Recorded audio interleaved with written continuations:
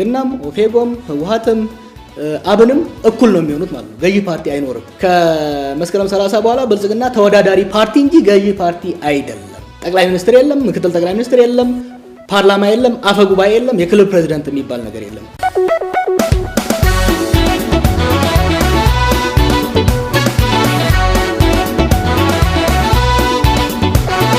ብልጽግና ራሱ ወስኖ በራሱ በሚቆጣጠራቸው ምክር ቤቶች የሚያስተረጉመው በሚያሻሽለው ህገ መንግስት ስልጣኑን ካራዘመ እዚህ ሀገር ውስጥ ማንም የሚቀበለው የለም እዚህ ሀገር ውስጥ ቅቡልነት ከሌለው ደግሞ በአለም ደረጃ ቅቡልነት አይኖረውም